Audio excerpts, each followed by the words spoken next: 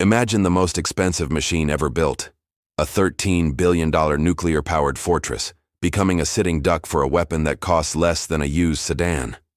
We are witnessing the death of the old world order, where the price of defending a superpower has finally exceeded the cost of destroying one. Before we dive into the classified reality of Operation Drone Saturation, you need to decide if you are a spectator or a strategist. Subscribe now and share this with those who value the truth. Welcome to Navy. To understand how we got here, we have to look back at the Cold War doctrine that defined every carrier strike group on the ocean today. For 40 years, the U.S. Navy operated on a simple mathematical equation. For every incoming Soviet missile, we fire a more sophisticated interceptor. The Aegis combat system was the gold standard, designed to track hundreds of high-speed threats and erase them from the sky with surgical precision. But that logic relied on a fundamental assumption that the enemy's weapons would always be as expensive and rare as our own. That assumption died the moment a $2,000 drone from a commercial warehouse was outfitted with a shaped charge and a GPS chip. Today, the Navy faces the magazine depth paradox, a mathematical nightmare where we are forced to trade a $4 million SM-6 missile for a piece of flying plastic. If an adversary launches 1,000 drones at once, no amount of traditional interceptors can save the fleet from running out of ammunition. This is a fundamental systemic failure of modern military economics. The Office of Naval Intelligence has been warning about this saturation attack for years, but the public is only just starting to see the deep cracks. We saw the first real-world stress tests in the Red Sea, where destroyers like the USS Carney were pushed to their limits by Houthi-launched salvos. But those were just dozens of targets. The nightmare scenario involves thousands of autonomous units moving together as a single, highly lethal, hive-minded organism. Enter the USS Gerald R. Ford, the lead ship of a new class of carriers designed specifically to survive this transition into the era of asymmetric warfare. It carries the AN/SPY-6 radar, a system 30 times more sensitive than its predecessors, designed to find the smallest needle in a haystack of electromagnetic static. The Ford was supposed to be the ultimate answer to the drone threat, a floating command node capable of processing an impossible amount of data. But as the sun set over the horizon during a recent wargaming exercise, the reality of Plan Coronado began to unfold in gruesome, terrifying detail. On the radar, a single blip shattered into 1,000 distinct tracks heading for the flight deck. This was no longer a question of shooting straight. It was a question of whether the Ford's computers could think faster. The escort destroyers immediately prepared to engage, but the math was already completely against them before the first trigger was pulled.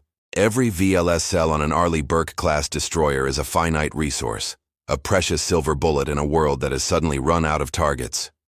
When you have 96 cells and 1,024 incoming threats, the word victory takes on a very different and very desperate meaning. The sailors on the bridge knew that even a 99% interception rate meant the carrier would still take 10 direct hits to its most vulnerable points.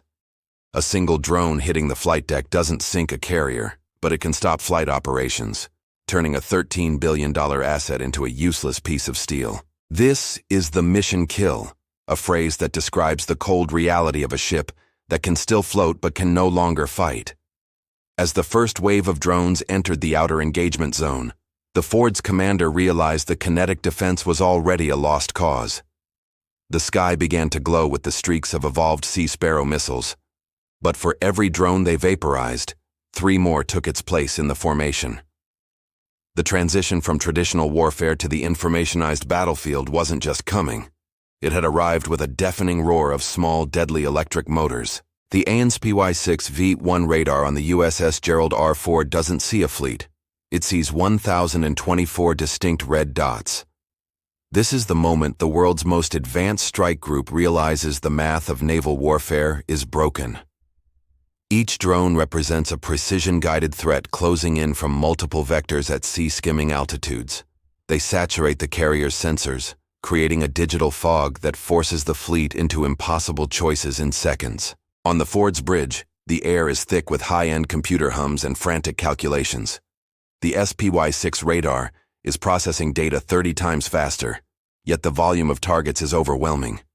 The escorting Arleigh Burke-class destroyers begin the desperate defense, their vertical launch systems erupting in fire. SM-6 and evolved Sea Sparrow missiles tear into the sky, meeting the first wave with kinetic precision.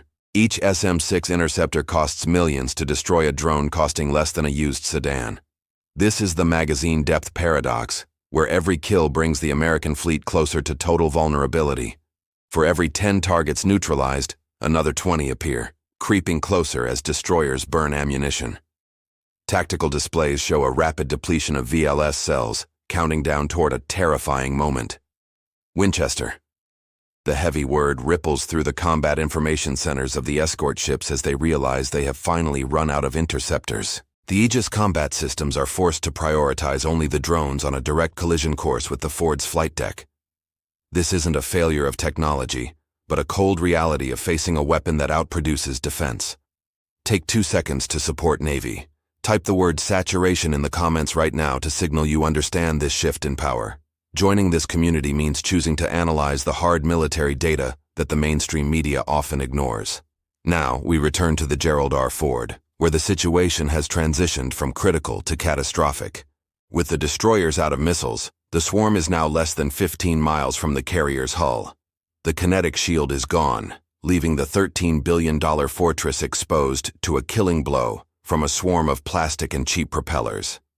As the drones close the gap, the Ford's electronic warfare suite, the ANSLQ-32V7, begins to vibrate with power. This is the SEWIP Block 3, a non-kinetic weapon system designed to win without firing a single physical bullet. It doesn't target drones individually. It targets the electromagnetic threads that hold the swarm together.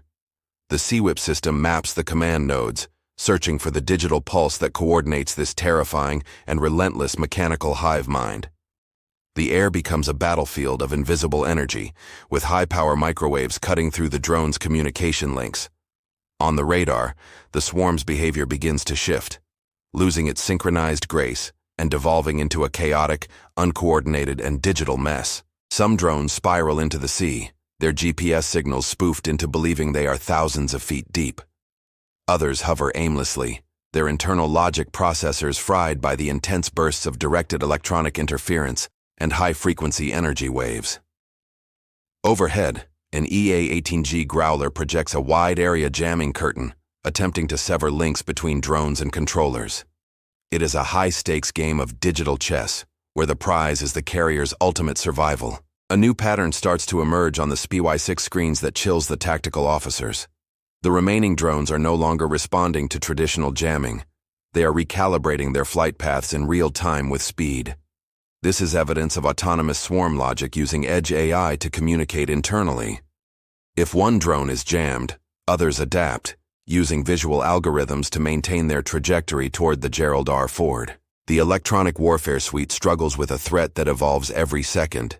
The SEWIP Block 3 pushes more power into transmitters, turning the carrier into a massive beacon of high-frequency radiation. As autonomous drones enter the inner defensive zone, the bridge crew watches the screens in silence. The math has changed, and this invisible wall of defense is all that remains.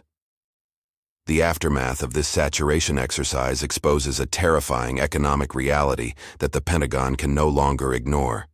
Using a multi-million-dollar SM-6 interceptor to neutralize a $2,000 drone is not just inefficient, it is a mathematical death sentence. The Navy understands that even if they win every tactical engagement, they are hemorrhaging hundreds of millions of dollars in a matter of minutes. This is the ripple effect of asymmetric warfare, where a low-cost adversary can bankrupt a carrier strike group without ever landing a single hit.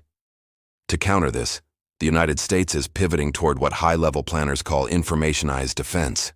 The era of relying purely on kinetic magazines is over because the math of the swarm simply does not favor the defender.